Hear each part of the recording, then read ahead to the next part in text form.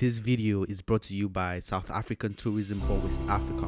From the stunning coastal beauty of Cape Town to the historical heart of Johannesburg and the warm, charming coastal city of Durban. Vast landscape and wildlife in the province of Mpumalanga. Welcome to South Africa.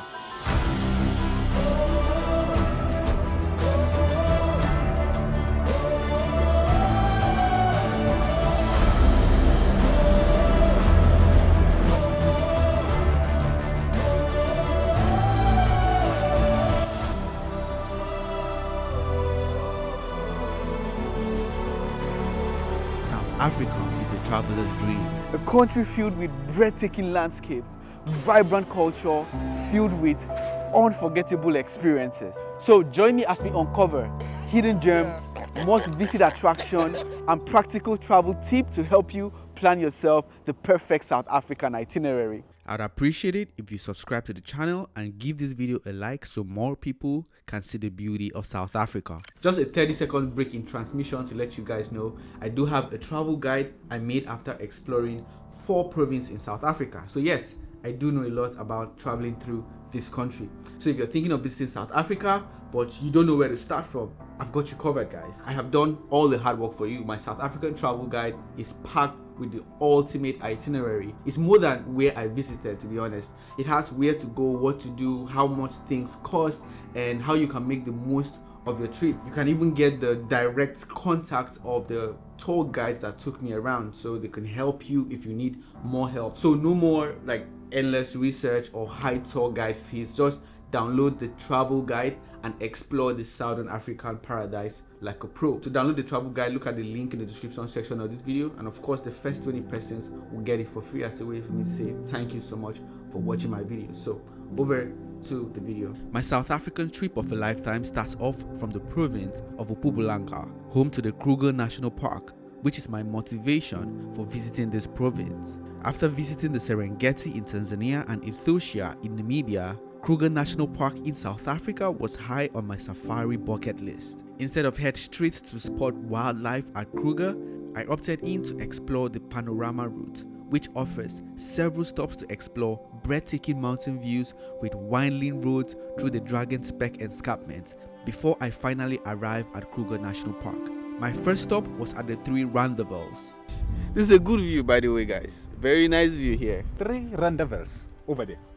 They used to be called the 3 sisters, and it was changed to be called the King Maribi, who had many wives, which where we are, those mountains, they are standing at about 1,354 meters above sea level, connecting down to the Blade River Canyon. They always have a name. Lion's Head. Yes. 12 Apostles. Yes. Table Mountain. Devil's Peak. Yes. Who comes up with these names? I need to meet that person. It is a must-see for capturing the vastness of the Blade River Canyon, which is the 3rd largest canyon in the world. I could sit here all day and immerse myself with views from the roundabouts and the vast landscape.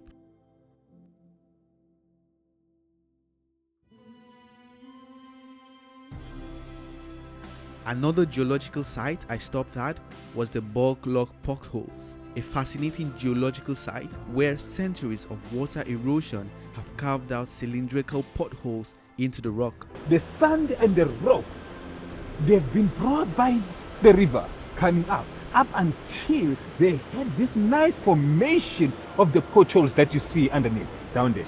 Bridges and walkways provide stunning close-up views. It was named after Tom Bulk, a prospector who believed this area was rich in gold, although he was never able to mine it successfully.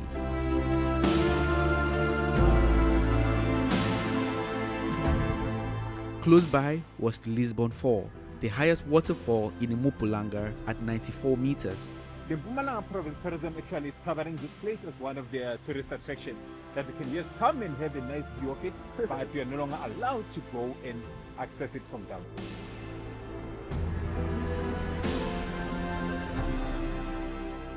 A few kilometers away from Lisbon Fall is God's Window. We're brought to a place that's called God Window, and I'm asking myself, why is it called God Window? The God's window, it shows how God sees the world as it is. It is one of South Africa's most famous viewpoints with a sweeping view over the low field. On the clear weather, you are able to see up to Hazyview and Mozambique. And we are at about 1,750 meters above sea level where we are at the moment.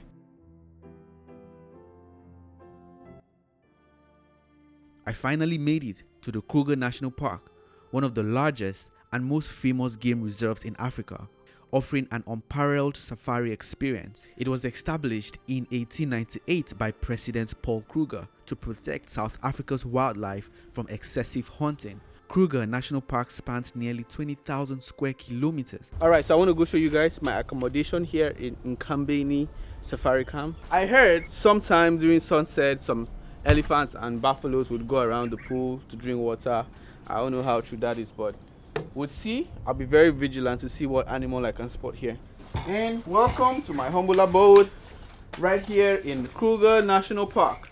What do you guys think? I checked into this cozy tented camp and had all I needed to stay comfortable here in the national park, costing me about $90 per night.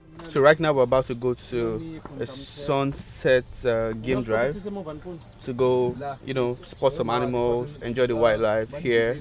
Right there is my guide. What's the chances that we're going to see lion, buffaloes and all those animals? They are active mostly at night, so you may find them early in the morning, late around 7, so we can see them because it's where the sun goes down. So they started to be active. At least it's being honest. So chance of seeing the cats has been reduced now to what, 5%? But let's see. Kruger National Park is 2 million hectares. Remain seated while I'm driving. Some animal might jump into the road, so I have to stop quickly. Yeah, cheetahs, if you can stop while spotting them, they can climb inside the car, but they can't harm us. Why? Why would they harm?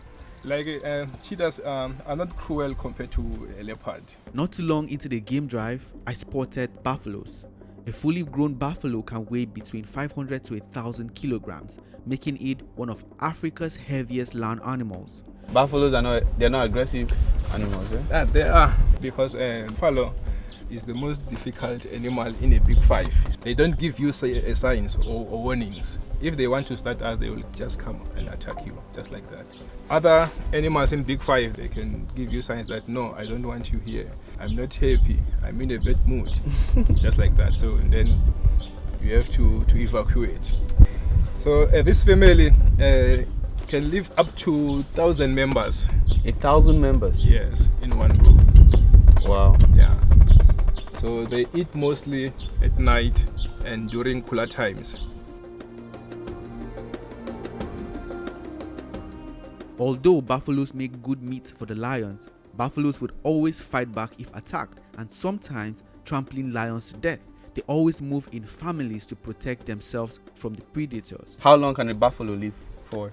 Senior buffaloes between the age of 30 to 40. Another member of the big five I spotted was the elephant, which are the largest land mammals, growing up to 40 meters tall and weighing as much as 7,000 kilograms. There we go, some elephants on there. A fun fact for you would be an elephant trunk has over 40,000 muscles and can hold up to 10 liters of water.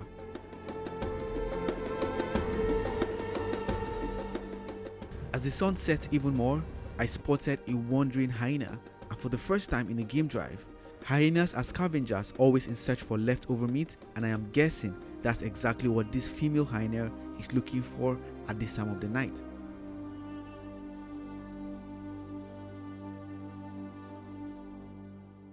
So after experiencing the Kruger National Park and the province of Mpumalanga, it was then time to head to the province of Western Cape to explore what is considered the most beautiful city in Africa, Cape Town.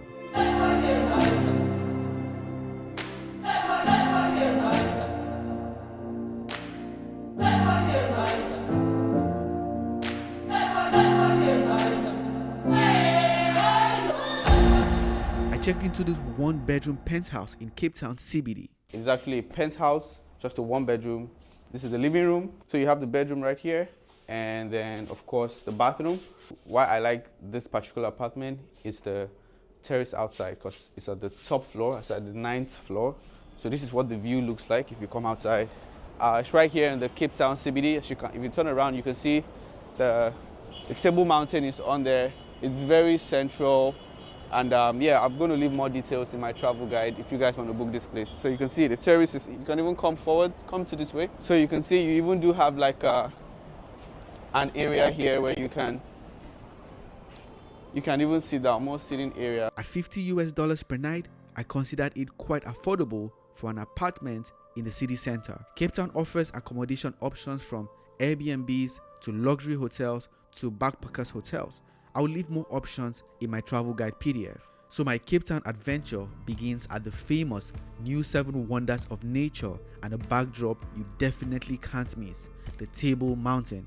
I hopped on the state-of-the-art cableway with rotating cabins providing a smooth ascent to the summit, offering 360-degree views of the city. Alternatively, you can hike, which is free. The Table Mountain is standing at approximately 1,085 meters.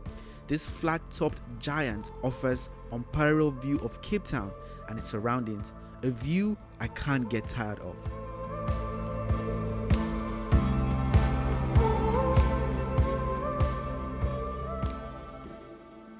It was then time to take the adventure to new heights, literally, paragliding over Cape Town, an experience of a lifetime. Oh my God!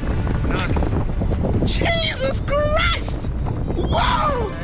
I am on top of the world, bro! Oh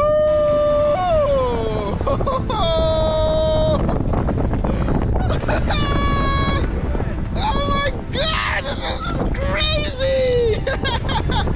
Oh. This activity takes off from Signal Hill and land at Sea Point with a duration between 30 to 40 minutes. I stand up.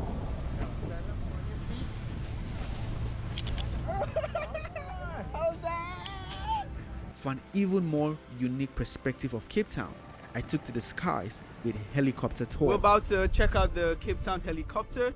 I actually would see these helicopters every morning. They're like doing tours, and I'm always curious to what the views looks like from up there. You know, this city is one of the most beautiful, and the only way you can really appreciate the beauty is by being on top. Helicopter tours have become a popular way to appreciate Cape Town's geography. Unlike paragliding, the helicopter tour took me through the Atlantic seaboard all the way to Out Bay and back, soaring above the city, witnessing its diverse landscape from the rugged mountains to the sprawling coastline.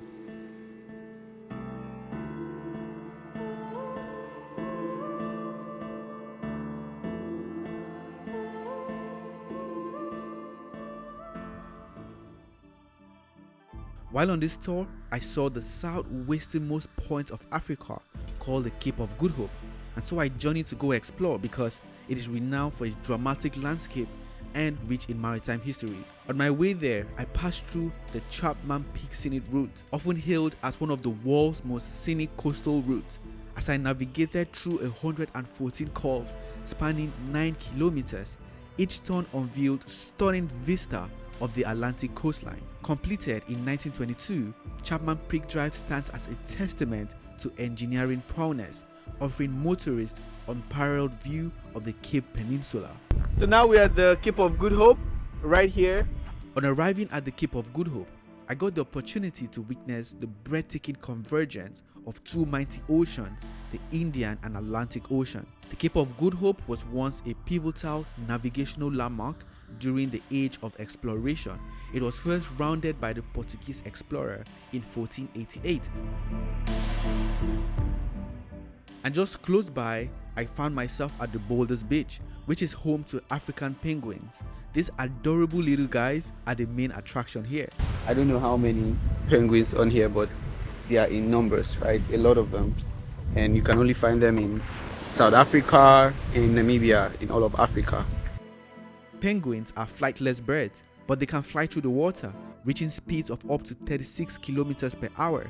Penguins have more feathers per square inch than any other bird, helping them stay warm in freezing waters. They don't really function where like there's sharks, so you're going to find most of them in the shore, and I also heard they don't swim really far away, you know, so it's really nice to encounter this.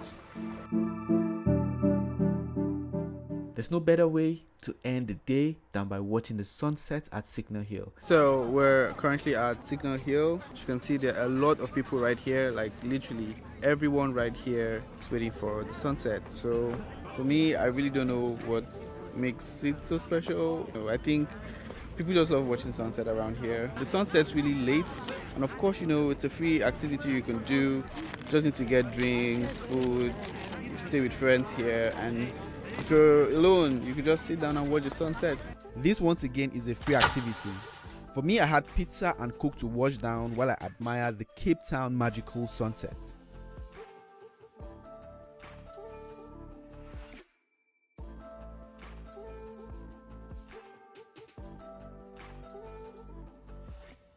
My search for more adventures lured me to hike the famous lion herd. To hike the lion's head right here in Cape Town, guys.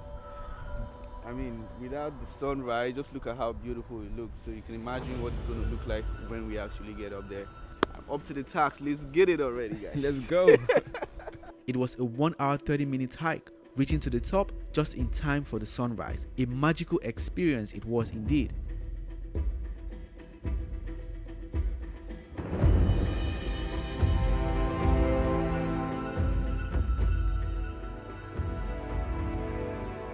It was actually a nice hike, actually. Yeah. But we didn't even get any drinks, or probably would have had something here. Yeah, just had like a sip of water. Yeah, and that's it. So this is this is the city, yeah? Yeah, so that's the city bowl. City. Bro, this is what you guys get to enjoy here, though. But for free, bro. Bro, man. Sunset view is also beautiful because the sunset's this side. Oh yeah? So sunset view, sunrise view, even now you can see the moon. It looks crazy. And you're seeing the sun come up this side, you're seeing the clouds over Table Mountain. Also, it's like a nice little workout where it's like instead of being in a gym or walking on the road, you just get to climb a mountain, and there's a reward at the top. Cape Town is a city of views, and I just can't get enough of it. If you're up for a challenge, I would suggest the hike up Lion's Head. It is absolutely worth it. And later that afternoon, I visited the V&A Waterfront, which is the beating heart of Cape Town, whether you want to shop, eat, or just take in the views from the Cape Wheel.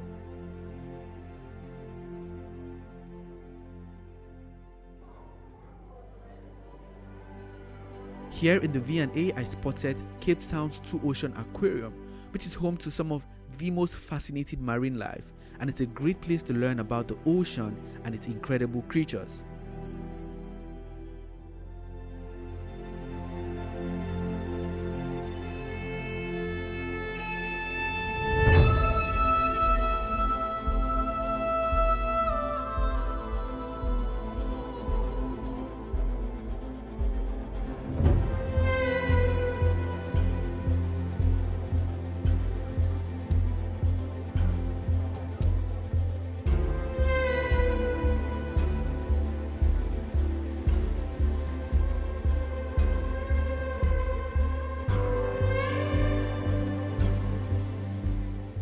And for an adrenaline rush, I headed to the Atlantis Dunes for some exhilarating quad biking adventure. We're at the Atlantis Dunes here in Cape Town. This is the only place in the whole of the country where you can immerse yourself in this experience, where you get to get quads, you get to get jeeps like this, and just have those scary drives like you have in Dubai, up the dunes, down the dunes. The Atlantis Dunes, located just outside Cape Town, has become a popular spot for adventure sports, offering unique desert-like landscape juxtaposed against the coastal scenery. It just looks so unreal. Like, I haven't seen sand this white before.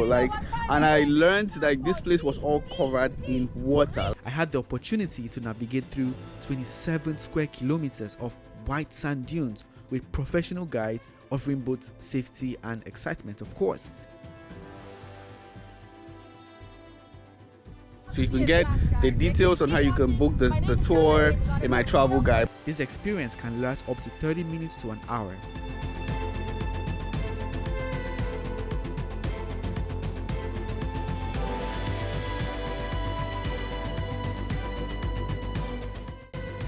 No visit to Cape Town is complete without exploring its world-renowned wine regions such as Stellenbosch and Franschhoek. The Cape Winelands trace their origins to the 17th century, with French settlers bringing in viticulture to this region, laying the foundation for South Africa's thriving wine industry.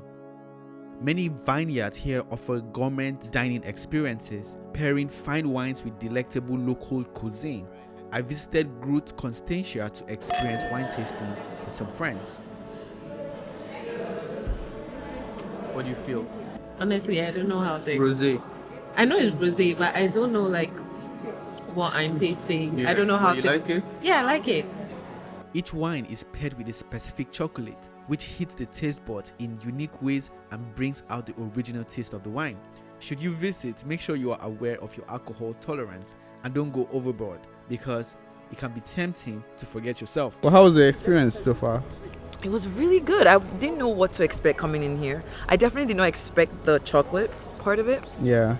So it was really interesting, especially because chocolate is an aphrodisiac, and so is wine. So that combination, you know what I'm saying, plus Cape Town as a background, hey. Lips are sealed. At the end of my adventure here in Cape Town, I visited the town of Khayelitsha, called the Cape Flat, considered to be unsafe and occupied by people living below the minimum wage. There are a lot of warning restrictions about visiting this side of Cape Town. So today we're about to see a new perspective about Khayelitsha. Khayelitsha is one of the second biggest township in South Africa. Khayelitsha was developed in the 1984 when people they moved from the old township. Most of the people in Khayelitsha they are coming from the Eastern Cape to look for the greener pastures this side. So now 1984 people they saw the land and they decided to make it a new home. That's why today we call it Khayelitsha. Khayelitsha means a new home and welcome home, guys. In Khayelitsha we believe in Ubuntu. Ubuntu means humanity in English, but to us means I am because we are. Means Africa belongs to Africans. The township of Khayelitsha I saw on TV is known for gun violence, crime and so many atrocities. But it's good to see these guys are changing the narrative by maintaining peace, security and promoting local tourism. We believe in responsible tourism where we contribute to the community in creating home gardens, as you can see behind us. Also create street art. We believe that there are many stories that have never been told. So we use art as a platform to continue sharing those stories, of which today we're going to have part of that on the other side. We were encouraged to write something that could inspire someone from this community.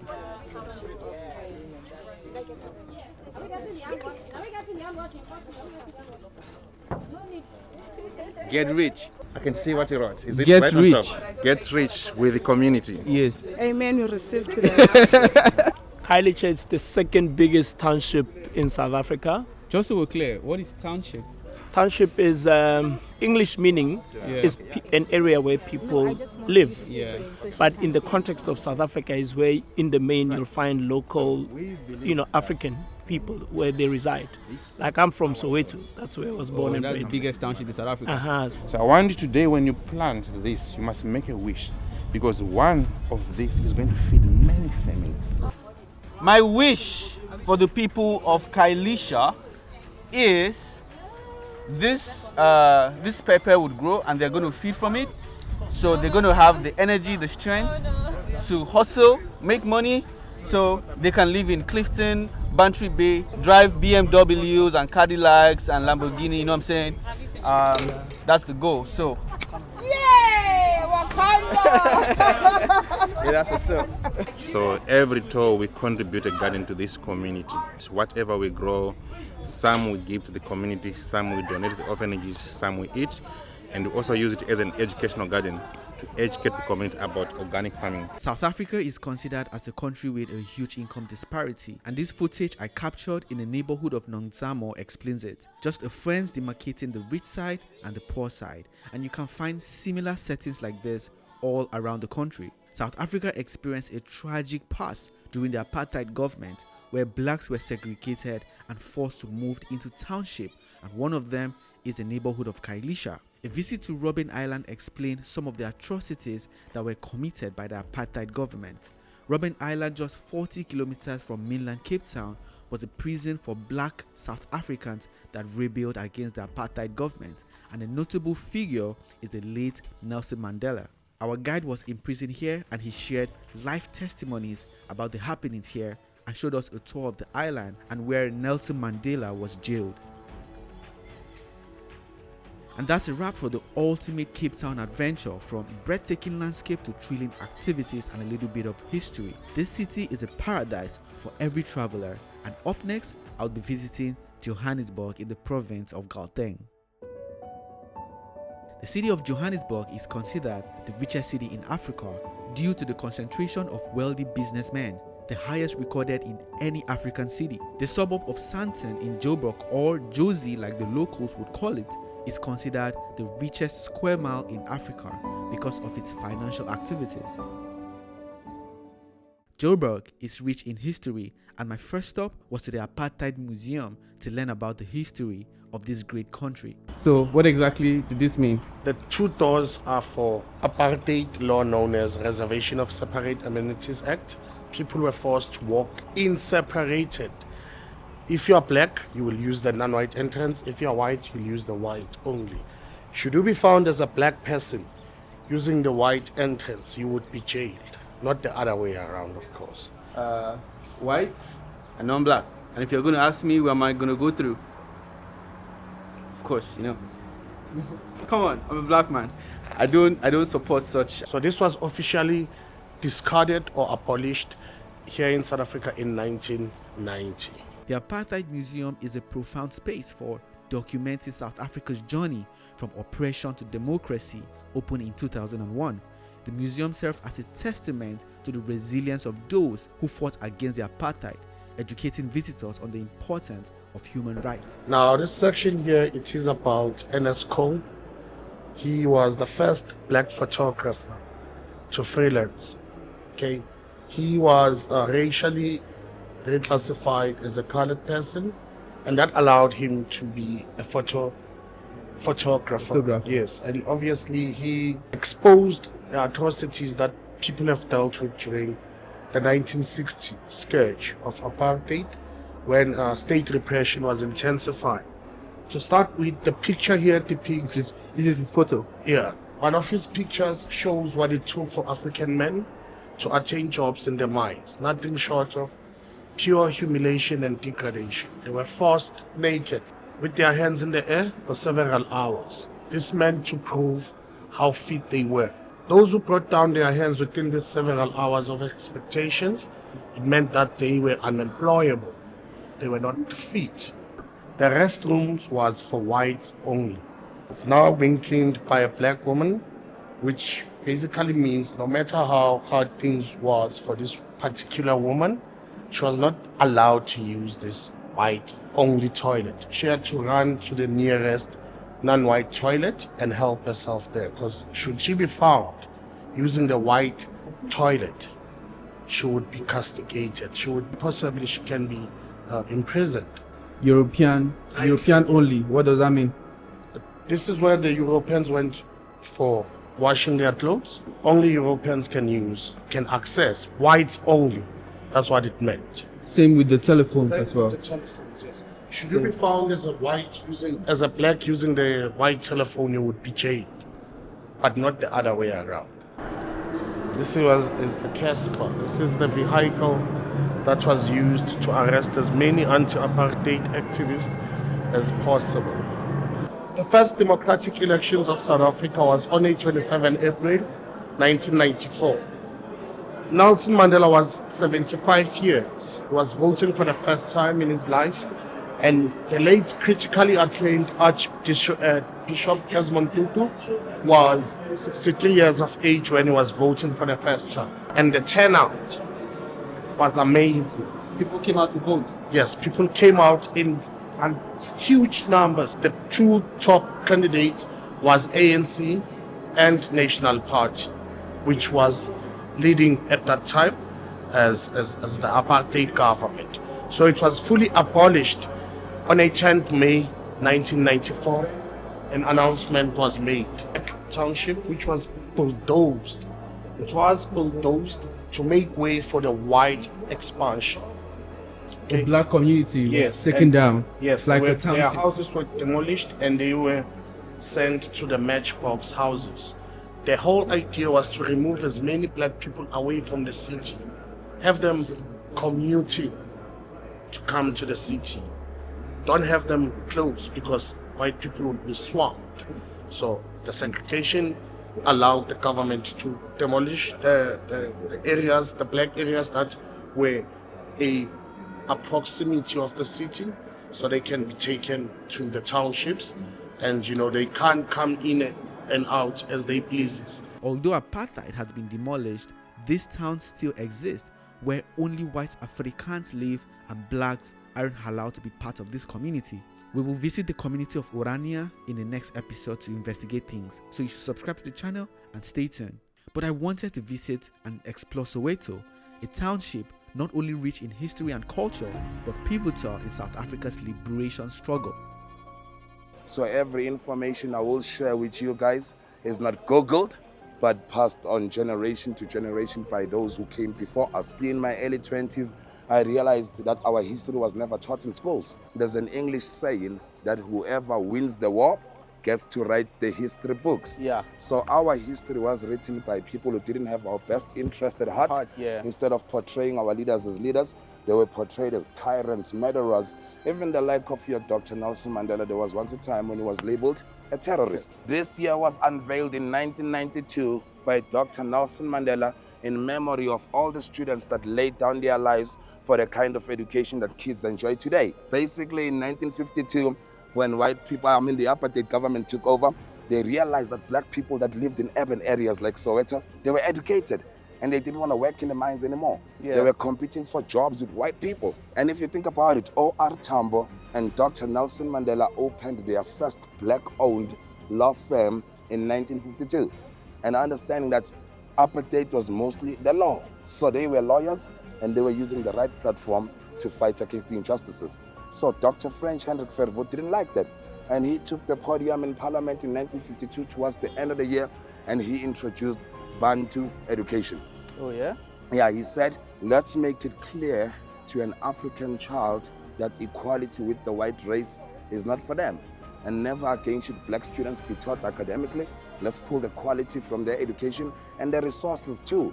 Let's teach them basics like learning the language so they could do basic jobs like gardening, security guards and cleaners. Yeah. And yes, that's when Bantu education was introduced. And Bantu is not an offensive word. It's a word that we use all over the continent. Bantu just means human beings. And that year they started spending 645 rands per annum on one white student and 45 rands per annum on one black student. Bantu education was the inferior kind of education. It was not an education that was grooming us to become future leaders of the country, but to become tools of the economy. Soweto, an acronym for Southwestern Township, was central in the anti-apartheid movement, witnessing significant events like the 1976 Soweto uprising. Soweto is the home of the revolutionists. Oh, yeah? Soweto has given this country 2, if not 3 presidents, That's why even Dr. Nelson Mandela, how he got introduced to politics, was here in Soweto. Even our best export currently, his name is Trevor Noah, the host of the Daily Show in America. He's from Soweto. Yeah, he's from Orlando, yeah.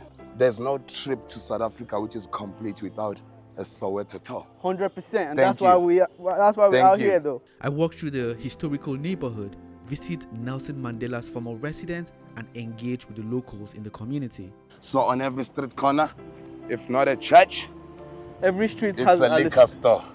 Yeah, if not a church, it's a liquor store. It's not a church, it's a liquor store. Yeah, and yes, as you can see, it's Mandela House here. It is the house of our icon, Dr. Nelson Mandela. That's his full name, eh? Yeah, and like he said it himself, it was the opposite of grand, the opposite of a mansion, but it was his pride. It was his first house. Was he very rich? Even before the politics and everything? Yes, he's from a royal family. Yeah, it's a museum today, and people go inside. But I will tell you that every cent that this place makes here is donated to a lot of orphanage houses around South Africa. So it's a museum that also comes in handy to my people. There isn't a bus stop when it comes to our minibuses. You just stop stand wherever anywhere. you want to stop. I mean, that's how and it then is in you my use the country signal. too. Yeah. Since we're going to the towers, Yeah. this is the hand signal. You know, this is the hand signal. Yeah. Yeah. When we do this, it means we're going to the towers. So you will see when a minibus comes. Yeah. I will do the hand signal, and then he's there gonna it comes. stop, like that There one. it comes. Yeah. This should drop us there. So this just means we are going to the towers. Yeah, he's not going to This just stop? means we're going to the towers. What does Thank you. What does this mean? Matawen. So yeah, this is it. Right, you can go in Sit down first. here? Yeah, I'll just jump in front. Okay. Here.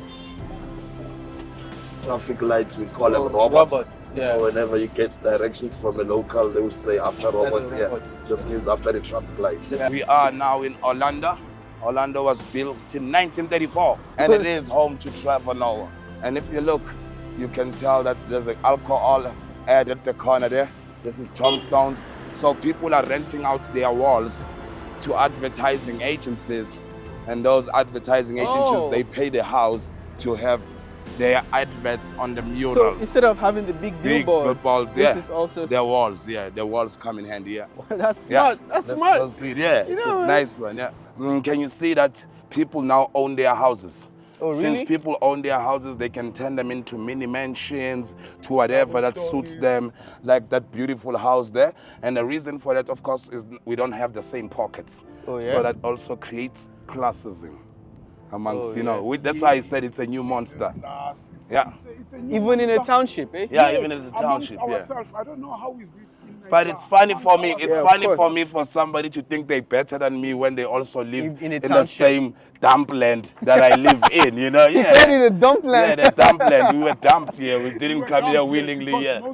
And yes, behind us here is the iconic Orlando Towers. Anytime you Google Soweto, this You is probably will the see. first thing you're going to see. Thank you. It is the apartheid which is still visible in our eyes.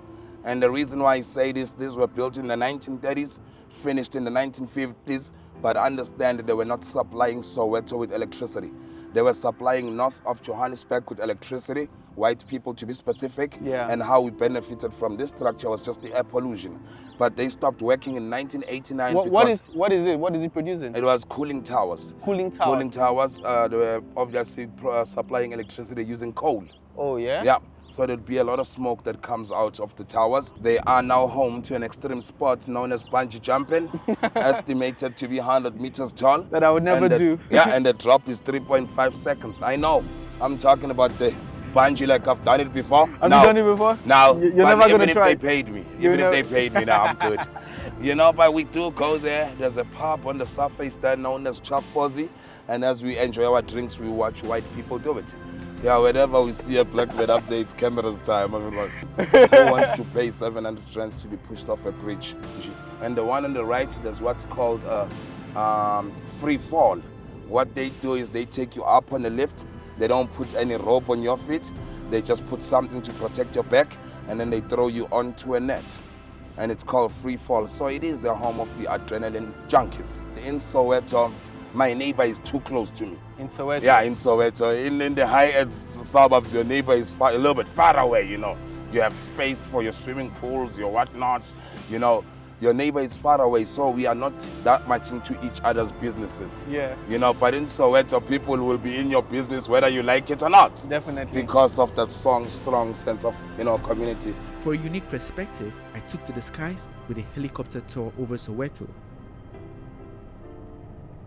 Alright, so what better way to view the city of Johannesburg? So we're gonna hop right now on the choppers, see what the aerial view with my real eyes, what it looks like. Right? Helicopter tours offer a modern way to appreciate the rapid development and historical landmarks of this dynamic community. In my travel guide, you'll find where you can book this, and the helicopter tour can take you all through Soweto all the way to Johannesburg CBD for just under 1,800 rands. I decided to journey 100 kilometers to Freedom Park in Pretoria. Okay, Johannesburg, it is the capital of Gauteng province, and Pretoria, it is the capital of South Africa. We have three capitals in South Africa, which we have Pretoria, Bloemfontein, and Cape Town. So you are able to see the administrative offices from Freedom Park. This park was dedicated to pay tribute to those who sacrificed their life for South Africa's freedom. Freedom Park served as a place of reflection, celebrating the country's diverse heritage and journey towards democracy. As Freedom Park serves as a place of remembrance to honor all those that they lost their lives or sacrificed their lives for the freedom that we have today. That's why on Friday, the President of South Africa was here also to bring back all those people that they lost their life or they sacrificed their lives for the freedom. We had the coffins which were there. They went out there to go and bring their bones back into Africa. Then the ceremony took place at Isivivane, where it's our spiritual secret place. Check on the wall. This is a part of our wall of names. What you see here, we can see the armed struggle, MK death, executions. This flower here, it was put by President of South Africa on Friday while he was here as part of repatriation. Death in exile, executions, and all those. The massacres and the raids, you find them on this wall. As I said when we started, that our wall of name can accommodate up to 150,000 names. But at the moment, we have approximately 90,000 names on the walls. When we check on this one, 1960 Sharpeville massacre, we are having them. The Cruz uprising, Ndonze massacres. We find all of them in this wall of names. When we are at this point, we are leaving history behind. Now we are going to be taking the spiritual path, which will be leading us to Isivivane, which that's our spiritual place. Isivivane, it's a secret spiritual place that the South African government called the different religions to go and collect or fetch the spirits of all those that they died or sacrificed their lives for the freedom that we have. They went into different countries. They came back with a soil. Some of them, they came back with the branches of the buffalo thorn tree. This is a spirit transporter. If somebody passed away far from home, use the branch of this tree to collect the spirit of that person to the last resting place. So, when you go inside, we have what we call leshaka, which is via the kraal. When a king passes away, we bury the king inside the kraal. So that's why we are having the kraal in there. All the king, the heroes and the heroines, they're buried inside the kraal. Looking at all these names of South African heroes proves that the people of South Africa fought really hard for their freedom, which is admirable. I ended my adventure in Rosemary Hill, a farm offering a blend of adventure and tranquility just outside Pretoria. Here I rode segways through the farm's scenic route, exploring its natural beauty.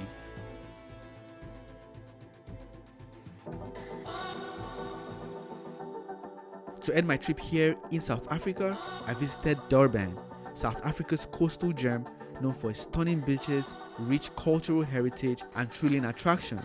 And my first stop was to Ushaka Marine World, a premier destination blending marine life encounters with exhilarating water park fun. So this is going to be the first thing that we do as tourists in Durban, and yeah, I'm excited to see what exactly we're going to do. Ushaka Marine World is an ocean-themed amusement park and a major tourist attraction here in Durban. Over 2.5 million people have visited since the park was opened in 2004. It features a water park and the largest aquarium in the southern hemisphere. Yo, welcome to the bottom of the ocean. So right now we're at the aquarium because when you guys do a booking to see the dolphin show or the silly show or any shows, you guys have access to the whole aquarium. Guys, we're under the sea. Yeah, like literally. I think it's like 10 feet, right? All type of fish on here. They got the sharks, they got the lobsters, they got the tilapia. They even got fish that I've never seen before. You got the big five in the animal jungle. Now this looks like it's becoming towards the big five. These guys are swimming fast. I'm seeing, look at this. What is that? What is that, guys? These are the serious brews. I can swear they kept these ones for last because, hey. But one of the cool things I also saw is people were like swimming under the water. So I think that's a very good activity to go try out. It's really interesting to learn about fish. Durban is a coastal city, so this is a must-do activity if you're going to visit Durban. These sharks are beautiful. They eat small fish. They are huge, but it's crazy because I feel like they all talk, but no action. I'm about to risk my life for YouTube. I'm about to risk my life for you guys. So apparently when you put your hand inside here, they don't bite you, they tickle you. No, don't just leave it. It's biting me, Steven.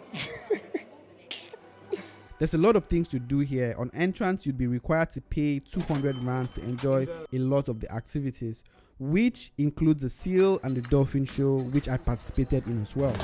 Here I experienced the famous dolphin show and gazed at how intelligent these dolphins are as they listen to commands by their instructors. The presentation encouraged viewers to help save the ocean. Because it says rubbish doesn't belong to the ocean, you have to reduce, reuse, recycle, and refuse, right? So we have to actually save our ocean, because if not, the shoreline is going to be filled with containers and dirt and rubbish and all of those things. So it's really interesting to see what happens here. I mean, you have a lot of people from far and wide right here in Durban to really experience it for themselves.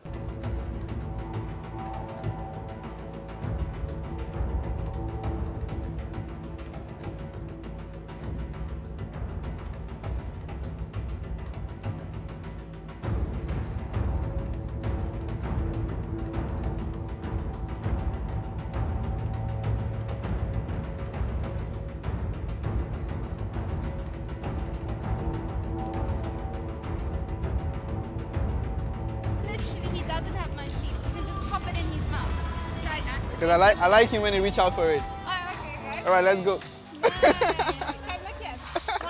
what I mean? He doesn't have much teeth at all. Oh my God, it's empty over there. He's a risk. Yeah. He was found he had sores on his mouth from a young age. Wow. So that's why he came into our care. Okay, next thing, you're going to put your hand here for me. I'm going to ask him to make a noise. Look down at our photographers. Okay.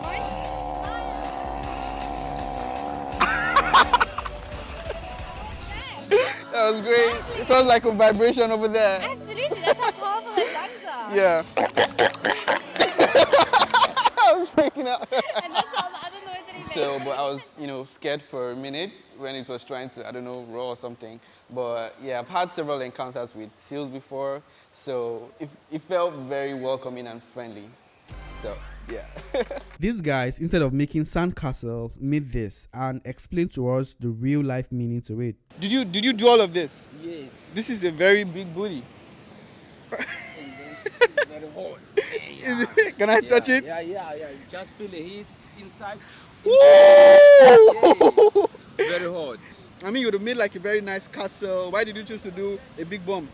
It's all the time, as you see, the ladies with the big palms, they own the beach. The men, he like the big palms. Yeah. All the time. I'm making a Kim Kardashian because it's very big palm. How long is it going to take you to make this? It's just only 2 days. 2 days to make this? 2 days. I can see like a crocodile trying to eat a human.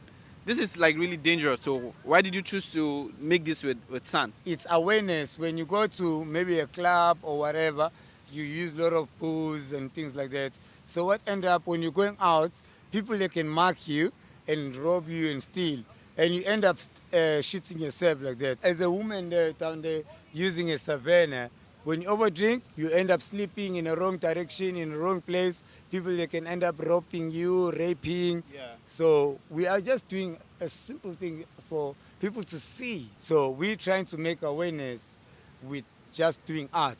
There's a story behind this, so it's not just very nice artwork right here. There's a big 5 over there. So yeah, you have to stop poaching. For the lady, you have to stop drinking. For this, you have to stop corruption. Whenever you find yourself in Ushaka, just support these guys, huh? You can visit the iconic Moses Madebia Stadium, built for the 2010 FIFA World Cup, offering not just sports events, but also thrilling adventures. Here, you can experience the world's highest stadium swing, a 220 meters adrenaline rush activity, which of course I am not ready to embark on that. And that comes to the end of my South African adventure. I want to thank you for watching and making it to the end, and don't forget to download my South African travel guide to help you plan your perfect South African itinerary. Until the next episode, I'll see you soon.